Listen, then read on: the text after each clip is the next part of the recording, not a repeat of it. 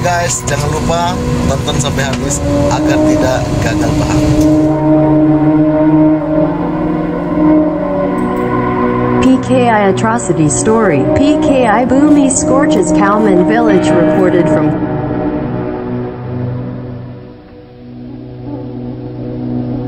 on Monday. Lagu, September 20th, 1948. Suddenly a truck filled with PKI men and women arrived.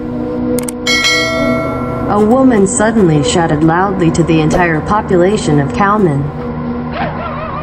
He said that one of the PKI members had been killed in Kauman village. There was indeed a corpse wrapped in cloth on top of the truck and only the legs could be seen, said Parto Mandojo, who at that time was a food furniture entrepreneur in Kauman. She told me that the woman who had shouted earlier wanted a Kauman resident to admit that she had killed a PKI member.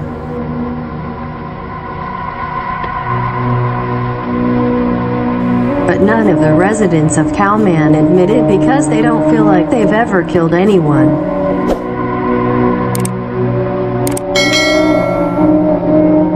Finally, the PKI group left the threat to burn Kauman village. This was a cunning tactic of finding a killer, a la PKI, because in fact, it wanted to trap opponents who would hinder their rebellion.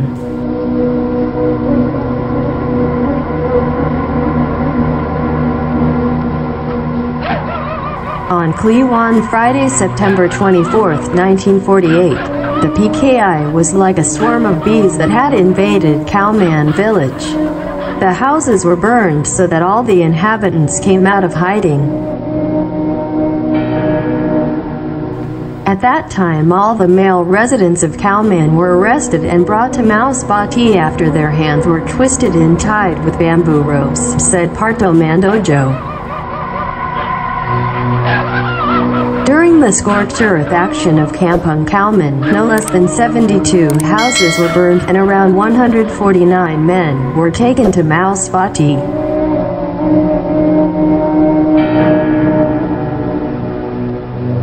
From Mewujudkan, all prisoners were put into the cigarette factory warehouse, then transported by lorry belonging to the sugar factory to the Glodok area.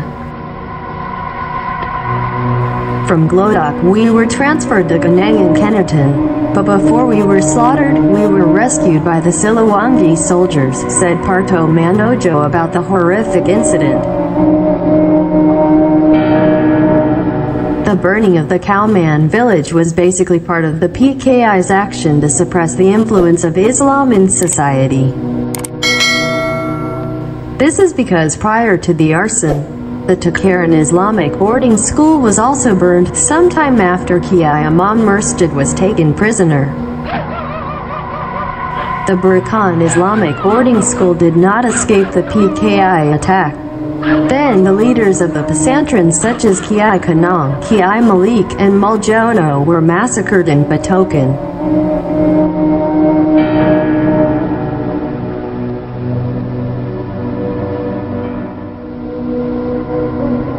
Who was massacred by the PKI was the family of the Kebenaran Islamic boarding school, Madian.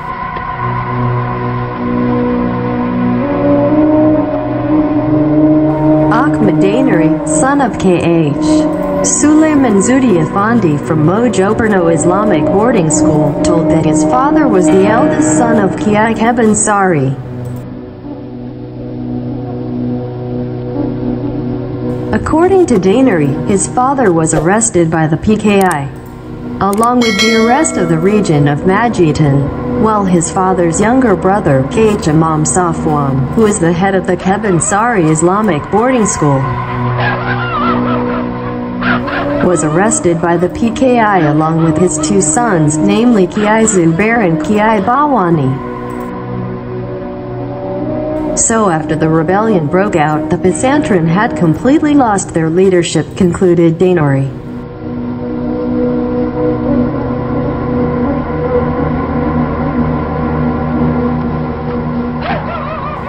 After Majidan, the PKI's violent actions continued in Trenggalek, Surabaya and Kediri.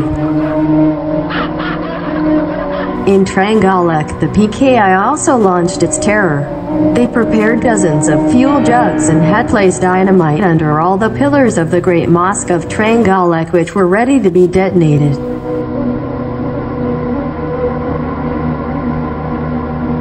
However, the Imam of the mosque, Yunus, did not move from the mihrab of the holy place. At exactly 12 p.m., he was dragged out of the mosque and thrown into the courtyard by the PKI.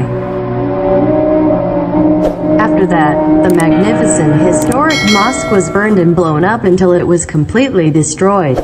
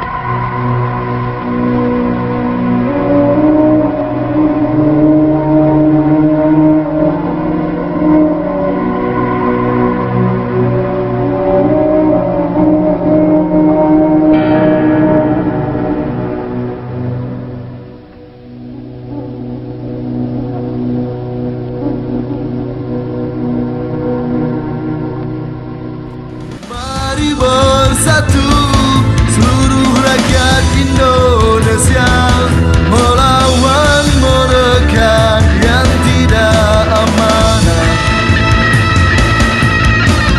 Nasib kita tak akan pernah berubah jika bukan kita yang merubahnya. Mereka tak peduli akan nasib bangsa ini.